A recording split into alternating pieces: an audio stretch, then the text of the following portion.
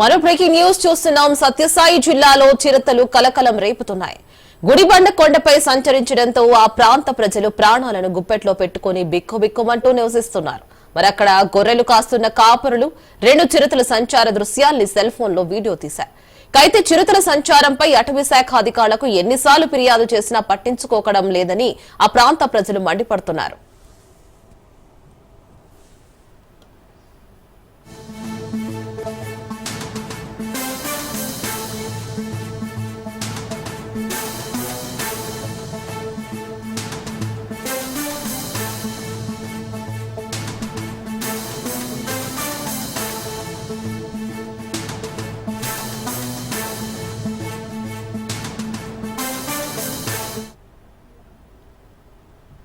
కొండలో ఒకటి కాదు అని 2 పిల్లలు, ఒకటి పెద్దది, 3 ఉన్నాయి.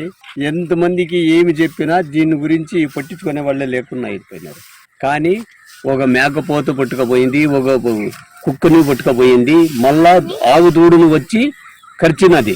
గొంతుకు చేసి నోరేసి పట్టుకొని తర్వాత మనం చూసి గలాటి చేసిన వెంటనే ఇడిచి పారిపోయినందువలన ఇప్పుడు ఎంతమందికి ఏం కంప్లైంట్ చేసినా ఏమి చేసినా దాని గురించి మాట్లాడే వాళ్ళు లేరు, దాని గురించి పట్టించుకొని యాక్షన్ తీసుకునే వాళ్ళు లేరు.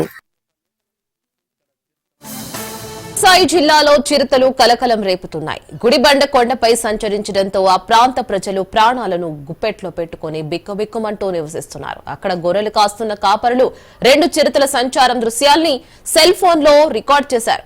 అయితే చిరుతల సంచారంపై అటవీ శాఖ అధికారులకు ఎన్నిసార్లు ఫిర్యాదు చేసినా పట్టించుకోవడం లేదని ఆ ప్రాంత ప్రజలు మండిపడుతున్నారు.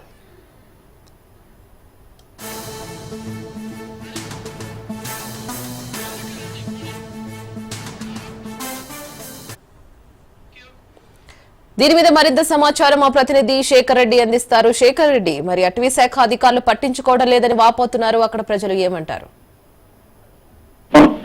Good afternoon ప్రీనా.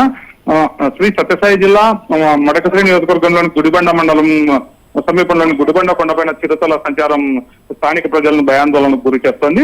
అంటే మన స్థానికులు అందించిన సమాచారం మేరకు గుడిబండ కొండపైన తిరుగుతున్నటువంటి 3 చిరుతలు తరచుగా గ్రామాల్లోకి వస్తూ గ్రామాల్లో ఉన్నటువంటి కుక్కలను గాని, మేకలను గాని, మరోవైపు ఆవులను గాయపరుస్తూ ప్రజలను ఇబ్బందులు గురి చేస్తున్నాయని స్థానికుల వాదన. దీనిపైన పలుమార్లు ఫారెస్ట్ అధికారులకు ఫిర్యాదు చేసినప్పటికీ ఎటువంటి స్పందన లేదని వారు వాపోతున్నారు. అయితే ఇదే అంశంపై రాజ్ న్యూస్ ఫారెస్ట్ అధికారుల దృష్టికి తీసుకెళ్లినటువంటి సందర్భంలో ఫారెస్ట్ అధికారులు చెబుతున్నటువంటి సమాచారం ఏమిటంటే అంటే ఆ ప్రాంతంలో ఉన్నటువంటి రిజర్వ్ ఫారెస్ట్ గతంలో కొద్దిమేర ఆక్రమణలకు గురై అవి ప్రస్తుతం వ్యవసాయ పొలాలుగా మారడంతో ఆ అడవి కుంచుకుపోయింది.